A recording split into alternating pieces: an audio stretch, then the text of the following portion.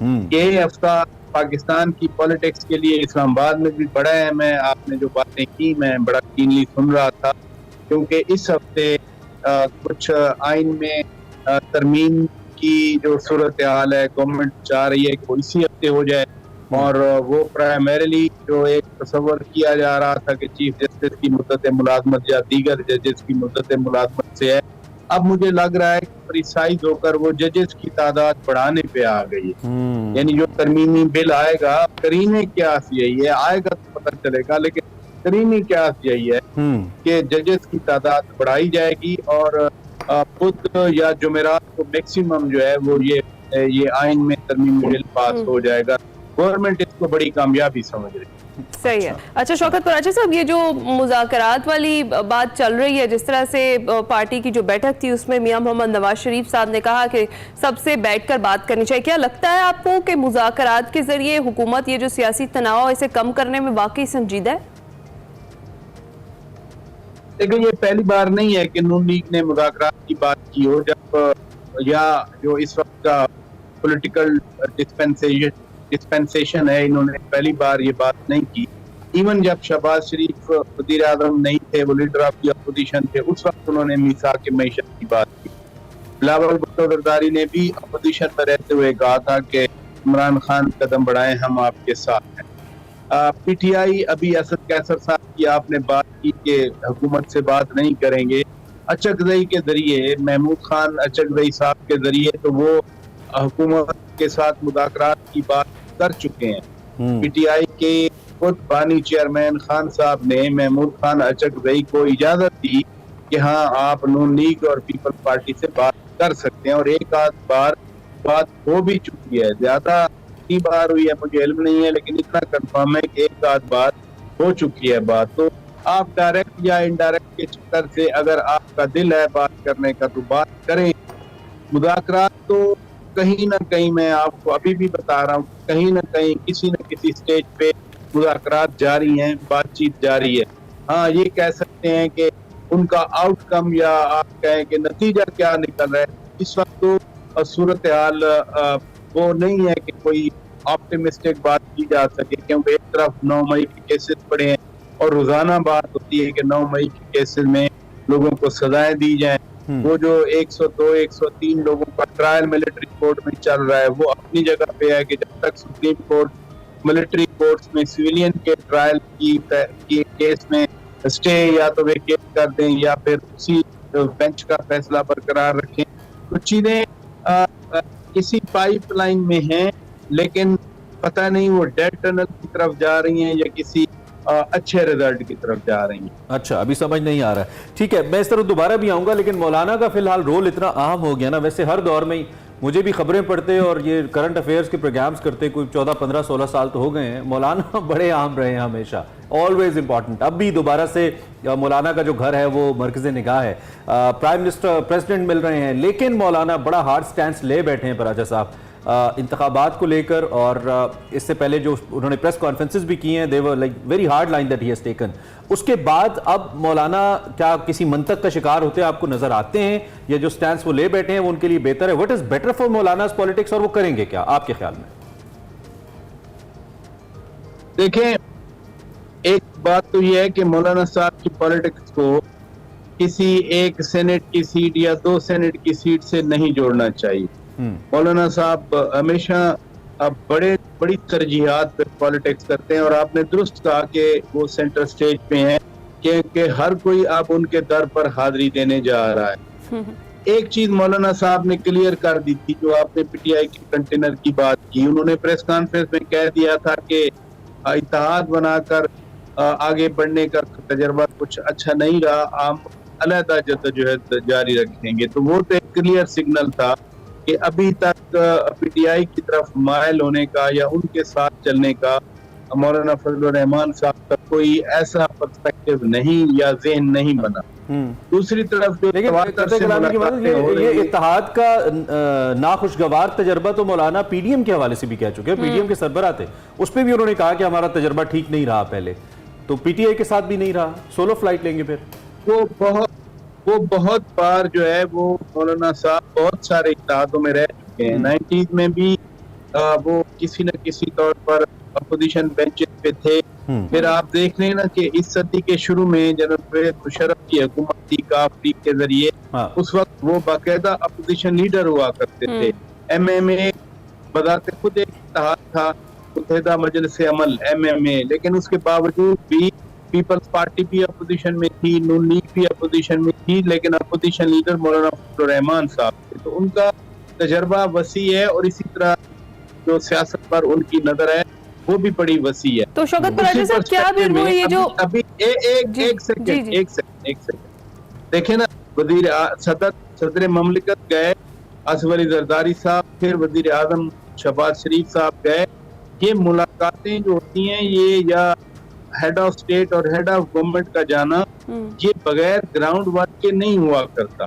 इसलिए अभी मैं और कोई बात नहीं करना चाह रहा, मैं सिर्फ इतनी बात कर रहा हूँ। ग्राउंड वर्क जो है वो ऑलमोस्ट इनका हो चुका है। अनाउंसमेंट कब आनी है या बहुत बड़ा ब्लॉक है उसमें, वो मुझे नहीं इल्म, लेकिन किसी दिन आप देखेंगे, बल्कि हम देखेंगे कि ऐवान सदर के बड़े हॉल की छत के नीचे की कमकमों के नीचे कहते होंगे, डिनर हो रहा होगा और सब बैठे होंगे। सही है, यानी हुकूमत मुखालिफ जो उनका बयानिया था मौलाना का, वो उससे यू टर्न ले लेंगे, आपको लग रहा है इन फ्यूचर? मैं यू टर्न या राइट टर्न या अबाउट टर्न की बात से हट के बात कर रहा हूँ कि जो सदर ममलिकत गए खास तौर पर उन्होंने मौलाना फजलुर रहमान साहब के सामने सूरत हाल रखी जो मुल्क की है कि आए मिल के हम इन मसाइल को हल करें। और इसी तरह मौलाना फजलुर रहमान ने भी कहा कि जो ग्राउंड पे सूरत हाल है वो भी आपके सामने है, लिहाजा जब आप बैठ कर बातचीत करते हैं तो कोई ना कोई राह निकलती है। और यही मसला रहा है कि PTI और PDM थी या PTI और अब नून लीग है, कोई बातचीत नहीं हो रही। लेकिन ये तो फिर तहरीक इंसाफ की निकलता है, ये तो तहरीक इंसाफ की सियासी बसीरत पे एक बार फिर बहुत बड़े सवाल खड़े कर देगा। जो सूरत हाल आप बता रहे हैं ना, ये तो बड़ी मुश्किल तो नहीं मैं कह सकता, लेकिन मुझे ऐसा लगता है कुछ लोगों ने, जो कुछ नजरियाती भी तो होंगे ना तहरीक इंसाफ में, सारे ऐसे थोड़े होंगे जो खबरें पढ़ के खान साहब के पीछे चल पड़ते हैं, तो ये उनके लिए फिर बहुत बड़ा सवालिया निशान नहीं होगा सियासी बसीरत पे अपनी लीडरशिप की कि कल आपने ट्रोलिंग करवाई मौलाना साहब के खिलाफ, फिर आपने हमें उनको दोनों बाजू से गले लगाने का कहा और हमने गले लगाया, फिर आपने नमाज पढ़वाई हमें उनके पीछे और आप फिर मौलाना उधर चले गए हैं, तो ये तहरीक इंसाफ का कारकुन क्या सोचेगा इस सारी सूरत हाल पे? इस पे कह ही लगाया जा सकता है। मौलाना साहब खुद भी फरमा रहे थे कि 12 साल से PTI के साथ कोई अच्छा ताल्लुक नहीं है। और इधर से जो बात होती थी खान साहब के खिलाफ, तो मौलाना साहब ने कहा कि वो एक सियासी बयान था। मैं अच्छे अल्फाज नहीं है इसलिए उनको दोहराता नहीं हूँ। और जो PTI के प्लेटफॉर्म से मौलाना साहब के लिए आते रहे, उस पे तो आपको याद होगा असद कैसर साहब ने एक दिन टेलीफोन करके उस पे माजरत भी की थी।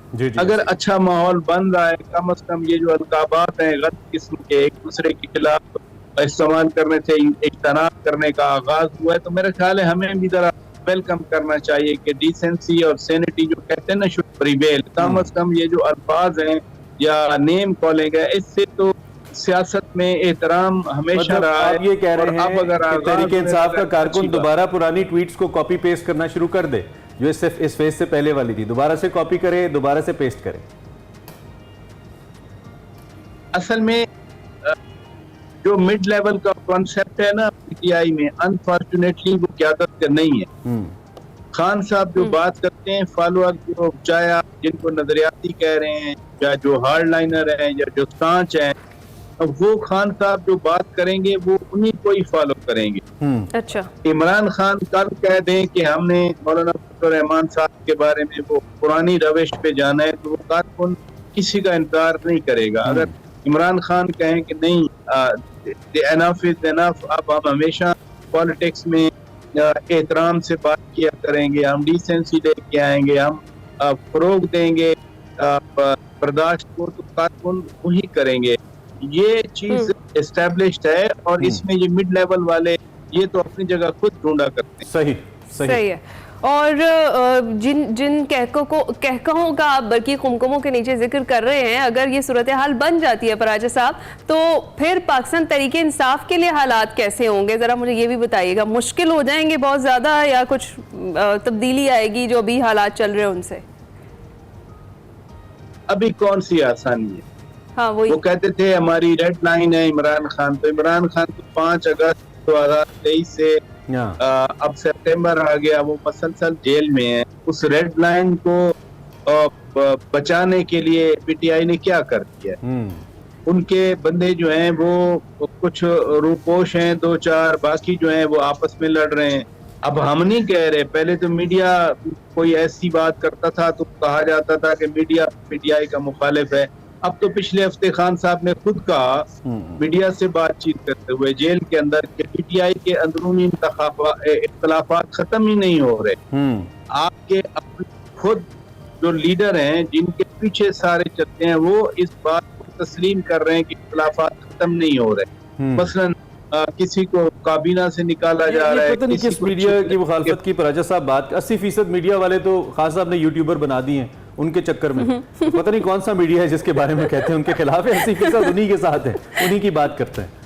He must realize it. खैर क्विकली जरा मेरे पास टाइम चूंकि कम है, आपकी इजाजत से जरा एक बड़ा अहम मसला ये बिजली की, आज बिजली के हवाले से शहबाज राना साहब की एक हमारी एक्सप्रेस की लीड है कि 6 रुपए फी यूनिट सस्ती करने की जो समरी है, ये जो प्लान है, समरी तो नहीं कहना चाहिए, प्लान है, ये हुकूमत ने दिया है IMF को और KPK ने इसका हिस्सा बनने से इनकार किया है। एक तो ये कि किस हद तक आपको डुएबल नजर आता है कि हुकूमत IMF के साथ इससे पहले जो मुज़ाकरात हो रहे हैं, क्योंकि उसका ताल्लुक बराह रास्त अवामी मफाद से है, ये करवा पाएगी या महज मौजूदा सूरत हाल के पेश नज़र एक बात है, एक आइडिया है?